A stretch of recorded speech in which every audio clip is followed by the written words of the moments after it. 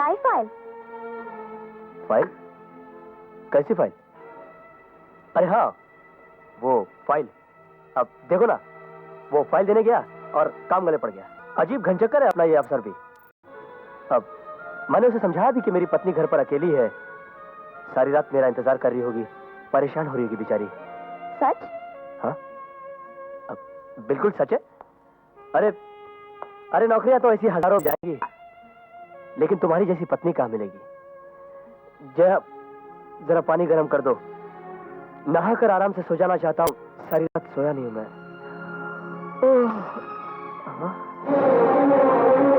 Mister अमर, ये रहे तुम्हारे दिए हुए गहने और ये रही घर की चाबियां। मैं जा रही हूँ। जा रही हो? तुम्हारी अकल तो ठिकाने पर है? ऐसी छोटी छोटी बातों पर कोई घर छोड़ के जाता है क्या? अगर मेरी जान भी चली जाए तो वो भी तुम्हारे लिए छोटी ही बात होगी। जया, जया, मैंने कह दिया ना कि आगे से अफसर तो क्या, उसका बाप भी अगर मुझे बुलाएगा ना तो मैं नहीं जाऊंगा, ठीक है? अगर तुम सचमुच अफसर से मिलने गए होते तो एक रात तो क्या, मैं 100 रातें इसी तरह तुम्हारे इंतजार में बिता देती। लेकिन अफसोस, तुम अफसर का बहाना करके मुन्नी से मिलने गए थे। लगता है उस धर्मचंद ने तुम्हारे खोल दिया है। जहर तो तुमने मेरी जिंदगी में घोला है, मुझे धोखा देके। अपनी गलती पे शर्मिंदा होना तो दूर की बात है, उल्टा धर्मचंद जी को कसूरवार बना रहे हो। उन्होंने तो एक अच्छे और नेक पड़ोसी होने का फर्ज निभाया है, लेकिन तुम एक पति का फर्ज भूल चुके हो। मैं पति का फर्ज भूल गया हूं कि तुम्हें पत्नी का कर्तव्य याद नहीं रहा। तुम्हें तो बस वही याद है जो सेठ धर्मचंद पड़ा गया है। खुद तो गुनाहों के दलदल में धंसते चले जा रहे हो। जो शरीफ और इज्जतदार है उन पे कीचड़ उछाल रहे हो। दौलत कमाकर इज्जत तो बना ली है उसने, लेकिन शराफत किसी बाजार में नहीं बिकती जया। सोने और चांदी की चमक धमक से उसने अपने काले चेहरे को तो छुपा लिया है, मगर अपनी काली करतूतों को नहीं छुपा सका। इतना नीच और घटिया आदमी है वो कि अपनी छोटी सी छोटी ख्वाहिश पूरी करने के लिए न जाने कितने लोगों की जिंदगियां बर्बाद करता है। तुम भी तो मेरी जिंदगी बर्बाद कर रहे हो। मुझसे कहा कि मुन्नी को गांव भिजवा दिया है, लेकिन उसे रख लिया यही रखेल बनाकर, और रात भर उस चुड़ैल के साथ मुंह काला करते रहे। मिस्टर अमर, हाथ मेरा भी उठ सकता है, लेकिन मैं अपने संस्कार को तोड़ूंगी नहीं। हो, संस्कार? हा? लगता है तुमने सिर्फ संस्कार का नाम सुना है, उसका मतलब तुम्हें मालूम नहीं। तुम्हें संस्कार नहीं, तुम्हें गरूर और अहंकार भरा हुआ है। औरत का संस्कार होता है कि उसके पति की मान मर्यादा की रक्षा करे, उसकी इज्जत को बढ़ाए। लेकिन तुम भरे बाजार में पति की इज्जत को मिट्टी में मिला देने वाली औरतों में से हो। तुम्हें पति से मुकाबला करने की हिम्मत तो है, मगर सच्चाई को असलियत समझकर उसे हंसकर गले लगाने की हिम्मत नहीं है। तुम जैसी औरतों को प्यार प्यार सा नहीं, स्वार्थ सा नजर आता है। अभिमान मौका परस्ती है तुम्हारी नजरों में, और दिल में छुपा हुआ प्यार धोखा। ओके, ऑलराइट, मैं तुम्हारे सामने सफाई पेश नहीं करूंगा। तुम्हें मुझ पर विश्वास हो या ना हो, यह तुम्हारी किस्मत। अगर तुम रुक जाओ तो वो तुम्हारे लिए अच्छा है, और फिर भी जाना चाहो तो मैं तुम्हें रोकूंगा नहीं। मिस्टर अमर, मैं उन औरतों में से नहीं हूं जो मर्दों की ठोकरों पे जिंदगी गुजार देती है। To hell with in your bloody house, मैं जा रही हूं। जया बहन, गुस्सा थूक दो और भूल जाओ हर बात को। पति रोगी हो या भोगी हो, योगी हो या ढोंगी हो, पत्नी का फर्ज है कि पति के साथ जिए और पति के साथ मरे। अथर्ववेद के 18वें नहीं 6ठे अध्याय के 16वें श्लोक में इस बात का जिक्र है। धर्मचंद जी, किसी का झूठा खाना खाना जया के बस की बात नहीं है। ठहरो जया बहन, तुम मत जाओ। अमर इसे जाने से रोक लो और अपने हरे भरे घर को बर्बाद होने से बचा लो। Shut up. अमर, मैं तुम्हारे पांव पड़ता हूं, जिद मत करो। धर्मचंद जी, पैरों पे गिरकर इस घर को फिर से बसाने की कोशिश मत कीजिए। ये घर नहीं, अब नर्क है मेरे लिए। जया बहन, जरा ठंडे दिमाग से अमर के बारे में सोचो, तो फिर ये भी तुम्हारे बारे में सोचेगा। अगर तुम एक दूसरे का ख्याल रखोगे तो मेरे मन को बहुत खुशी होगी। वैसे अगर तुम चाहो तो तब तक मेरे घर जाकर रह सकती हो। तुम्हें क्या समझ, जाओ जाकर मेरे घर पर रहो। अरे जाओ ना, सोच क्या रही हो। That is Dharamchand. गलती अमर की है, लेकिन कसूरवार वो तुम्हें ठहराएगा। सुखी घर को बिगाड़ने का इल्जाम भी इस पर लगाएगा। इसलिए अभी तुम्हें घर छोड़कर नहीं जाना चाहिए। दुनिया वाले क्या कहेंगे? आपका मतलब है कि मैं अपने मन को मारकर दुनिया के डर की वजह से उसके साथ रहूं? पत्नी बनकर ना सही, लेकिन एक अजनबी बनकर तो रह सकती हो ना उस घर में। नहीं, अभी उसकी शक्ल भी देखना नहीं चाहती। 7 दिन के लिए रहने को कह रहा हूँ, कोई जिंदगी भर के लिए तो नहीं। 7 दिन के बाद तुम दिल्ली चली जाना। मैं आज ही अपने उस दोस्त रामदयाल को खत लिखता हूँ, वो तुम्हारी नौकरी पक्की कर देगा और तुम्हारे रहने का इंतजाम भी कर देगा। ओके, अब तुम ये चाय पियो।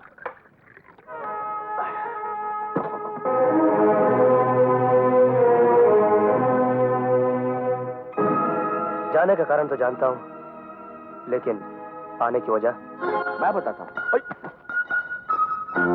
कल तक ये आपकी धर्म पत्नी थी, लेकिन आज से इस घर में सिर्फ एक किराएदार है। अच्छा? जी हाँ, और वो भी सिर्फ 7 दिन के लिए। फिर तो नौकरी भी दिला दी होगी आपने। हाँ, बिल्कुल ठीक कहा आपने। आज पहला दिन है। आज से ठीक 7 दिन बाद आपकी पत्नी सॉरी जया बहन दिल्ली में नौकरी करती होंगी। जया बहन, अब तुम अंदर जाकर अपना काम देखो।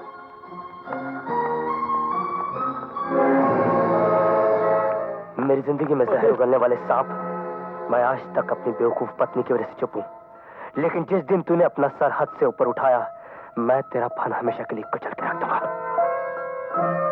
एक बार पहले भी तुम ताकत आजमा कर देख चुके हो, उसका अंजाम तुम्हारे सामने है।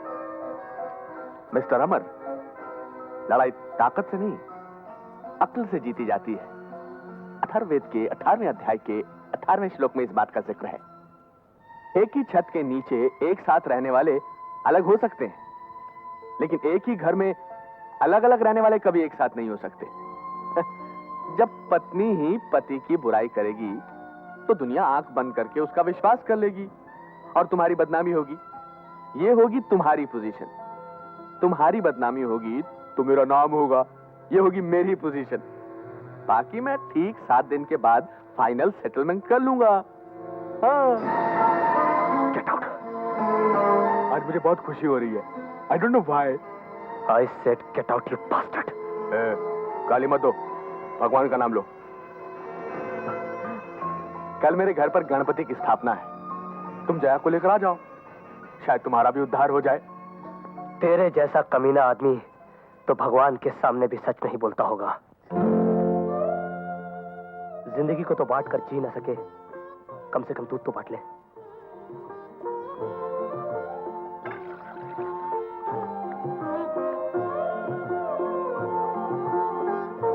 शीला जी, मुझे चावल पकाने वाली पतीली तो देना।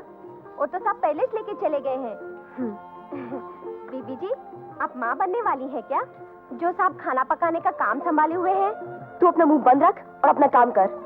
हाँ, ये क्या बीबी जी, मैंने तो एक बात कही थी और आप नाराज हो गई। जब मैं माँ बनने वाली थी तो मेरा पति मेरे पाँव दबाता था। जब पत्नी माँ बनने वाली हो और पति उसकी अच्छी तरह से देखभाल करे तो सुंदर सा लड़का पैदा होता है। को मत। चलो जल्दी करो, चलो। क्या जमाना आ गया है। एक वक्त ये था कि वेश्या वेश्या लगा करती थी, लेकिन आजकल ये भी शरीफ घरेलू औरतों की तरह लगने लगी है। इसलिए तो हम गलतफहमी का शिकार हो जाते हैं। चलो जल्दी जल्दी चढ़ो। हेडमास्टर की बेटी, क्या आजकल किसी दूसरे शहर में धंधा कर रही हो? हाँ। अरे तुम यहाँ, क्या हुआ? क्या बताऊँ बहन जी, मेरी सहेली ने यहाँ मुझे नौकरी के लिए बुलाया था और ये लोग मुझे गलत समझकर ले जा रहे हैं। नहीं नहीं, रो मत। मगर मैं ऐसी वैसी लड़की नहीं हूँ। मुझे मालूम है, मैं आपके बारे में जानती हूँ। आप लोग इतना भी नहीं पहचान सकते कि मैं शरीफ औरत कौन है और बदचलन कौन सी। ये शरीफ लड़की धर्मचंद जी के हेडमास्टर की बेटी है। आओ बहन। ठहरिए, पहले ये बताइए आप कौन है? मैं कौन हूँ, इससे आपको क्या मतलब? आप इसे सीधी तरह छोड़ दीजिए, नहीं तो मैं। मुंह क्या देख रहा है, चल इसे भी वैन में डाल। धंधा करने वाली की तरफदारी धंधा करने वाली ही कर सकती है, कोई शरीफ लड़की नहीं। चलो। अरे रे, ये क्या कर रहे हो? आखिर आप लोगों ने मुझे समझ क्या रखा है? वही जो तुम हो। एक शादीशुदा औरत के साथ ये सुलूक, छोड़ो मुझे। शादीशुदा? तो पहले क्यों नहीं बताया आपने? क्या नाम है आपके पति का? पति होता तो बताती, पति नहीं तो कहाँ से नाम बताएगी। चल चलो, चल, चलो। अरे रे, चल, ये क्या बैठो, कर रहे हैं आप लोग? एक्सक्यूज मी इंस्पेक्टर साहब, आप लोगों को अच्छे बुरे की तमीज है कि नहीं? छोड़ दीजिए इसे। She is my wife. क्या सबूत है आपके पास? इज्जतदार और बाजारू औरत में सिर्फ एक ही फर्क होता है, सुहाग की निशानी मंगलसूत्र। मंगलसूत्र तो आजकल किलो के भाव से बाजार में मिलते हैं। जरा नजर उठा के देखिए, इन सबके गले में मंगलसूत्र पड़े हुए हैं। क्या ये सारी औरतें शरीफ और इज्जतदार हैं? निहायत ही सर फिर एक किस्म के इंस्पेक्टर हैं आप। ये देखिए। सॉरी सर, गलती इसमें इनकी भी है। बार बार पूछने पर भी इन्होंने पति का नाम नहीं बताया।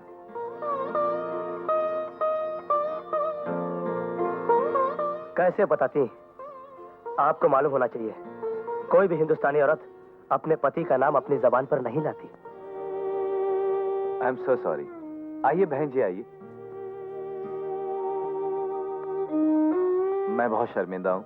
I am really very sorry. It's all right. Nice meeting you sir.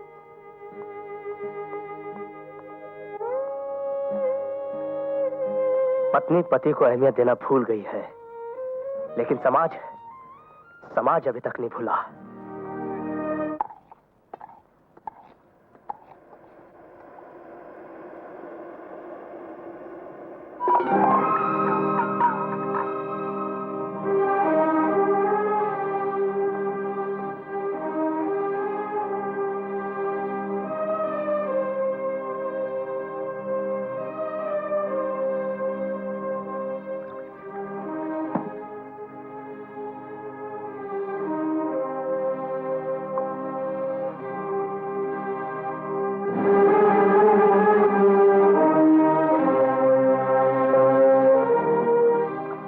अरे जल्दी करो जया, भूख से मर गया मैं। ला रही हूँ बाबा। दुनिया वालों देखो, मेरी बीबी मुझे भूखा मारना चाहती है। अरे मर गया रे। अरे बच्चों की तरह क्यों चला रहे हो? पड़ोसी सुनेंगे तो क्या कहेंगे? हाँ, पड़ोसी? मैं यहाँ भूख से मर रहा हूँ और तुम्हें पड़ोसियों की पड़ी हुई है? अरे राम राम राम, तुम तो जानती हो कि मैं दो चीजों में देरी बर्दाश्त कर ही नहीं सकता। एक खाना और दूसरा तुम्हारा अरे प्यार।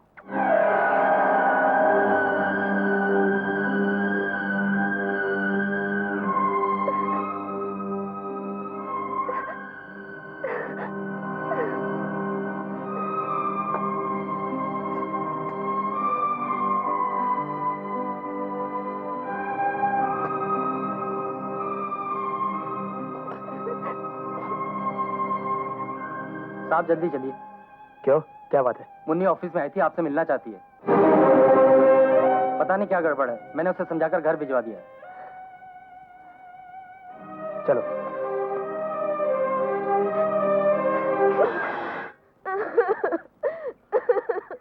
क्या बात है, रो क्यों रही हो? रोनी तो क्या करूं, मुझे तो यहाँ लाकर पटक दिया। सिर्फ अपने बारे में ही सोचते रहते हो, मेरी कोई फिक्र ही नहीं है। आओ मेरे साथ। लक्ष्मी देवी, ओ लक्ष्मी देवी, इधर तो आओ। अरे क्या हुआ?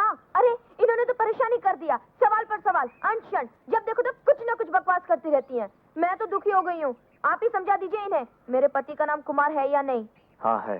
तो नहीं नहीं, जरा ठीक से समझा दीजिए। इन्होंने तो मेरे नाक में दम कर रखा है। हाँ देखिए बहन जी, अगर आप किसी का भला नहीं कर सकती तो कम से कम बुरा भी मत कीजिए। चलिए ले 2 रुपए, चल जा यहाँ से, जा। अरे आप आइए ना। कमाल है, न खत न तार, सब ठीक तो है ना? हाँ। बिना बताए ही आ गए, क्या बात है? अरे हाँ? ये भी कोई पूछने की बात है? क्यों आ गए? कहो तो वापस लौट जाए।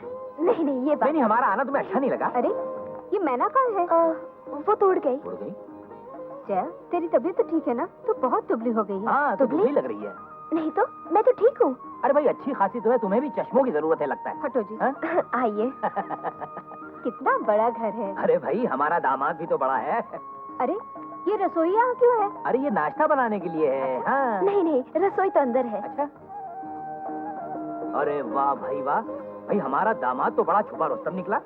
रसोई घर को भी बिल्कुल इंद्र भवन की तरह सजा रखा है उसने। मगर जया, ये 2-2 चूल्हे क्यों हैं? अरे भाई मैंने कहा ना, यहाँ नाश्ता बनता होगा। आप चुप रहेंगे? लो।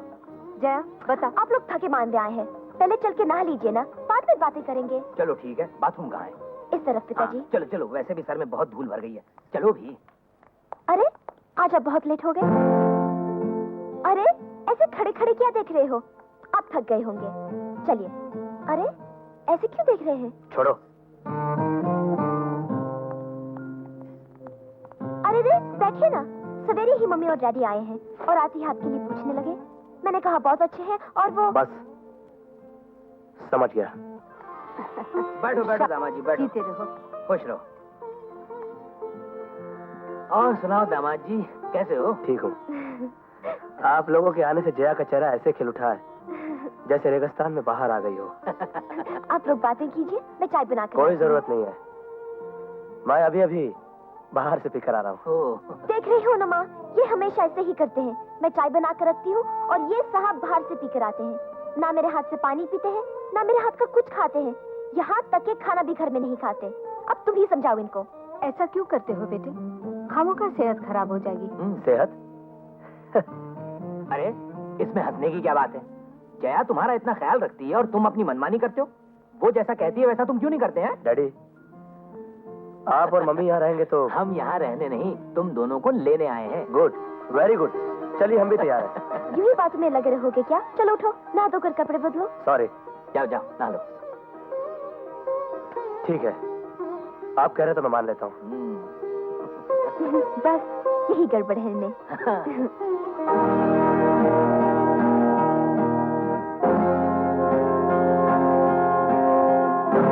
मैडम जरा मेरे जूते उतारिए।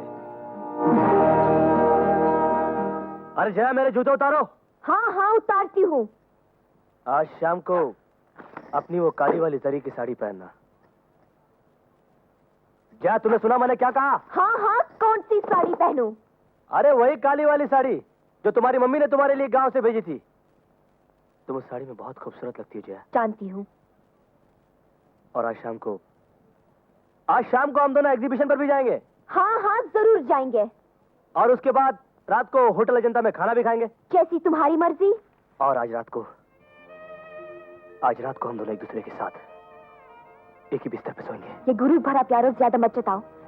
मैं तुम्हारी हाँ में हाँ इसलिए मिला रही हूँ कि मेरे माँ बाप को मेरी हालत पर अफसोस ना हो। और यही वजह है कि मैं अपने स्वाभिमान का गला घोंटकर तुम्हारे साथ ये नाटक कर रही हूँ।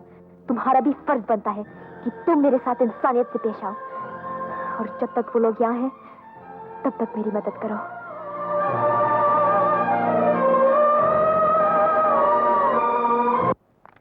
अरे जया बहन, ये रहा तुम्हारी दिल्ली वाली नौकरी का अपॉइंटमेंट लेटर।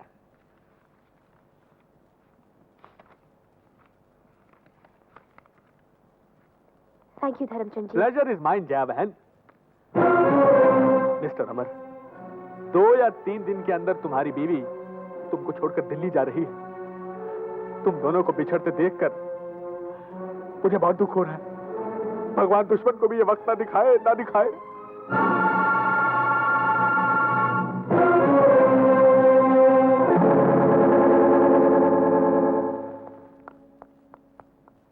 धर्मचंद जी देखिए, मुझे बहुत डर लग रहा है। मैं अपने पिताजी को कैसे समझाऊंगी? जया बहन, जहां इतना किया वहां वो भी कर लेंगे। कहाँ है श्रीवास्तव जी? श्रीवास्तव जी ऊपर है। ऊपर। नमस्कार। हैं? नमस्कार श्रीवास्तव जी। नमस्कार। आप मेरा नाम धर्मचंद है। मैं अमर और जया का पड़ोसी हूँ। बैठिए। शुक्रिया। जया आपकी तारीफ कर चुकी है। आप तो बिल्कुल महात्मा गौतम बुद्ध हैं। ये तो उनका बड़प्पन है, वरना मैं किस लायक हूँ? सही बात है। मेरा मतलब है आप अपने आप को तुच्छ समझते हैं, यही तो आपकी महानता है। नमस्ते भाभी जी। नमस्ते। कैसी हैं आप? ठीक हो? अच्छा। ये वही है अपनी बेटी के पड़ोसी। नमस्ते। श्रीवास्तव जी। हाँ। भाभी जी, कल मेरी शादी की सालगिरह है। इस मुबारक दिन पर मैं छोटों की खातिर करता हूँ और बड़ों से आशीर्वाद लेता हूँ। अच्छा। कल आप भी अमर और जया के साथ तशरीफ लाइए। मैं जानता हूँ कि आपका दामाद कामकाज में बहुत मसरूफ है, बिजी है, फिर भी उसको लाने की जिम्मेदारी मैं आप पर सौंपता हूँ। दोस्तों, ये जो आंसू आज आप मेरी आंखों में देख रहे हैं, इनमें से कुछ खुशी के हैं और कुछ गम के। खुशी इसलिए नहीं कि आज मेरी शादी की सालगिरह है, बल्कि इसलिए कि आज हमारे बीच एक ऐसा आदर्श जोड़ा मौजूद है जिसकी जितनी तारीफ की जाए कम है। और गम इसलिए कि ऐसा जोड़ा हमें से सिर्फ एक है, और वो है मिस्टर एंड मिसेस अमर।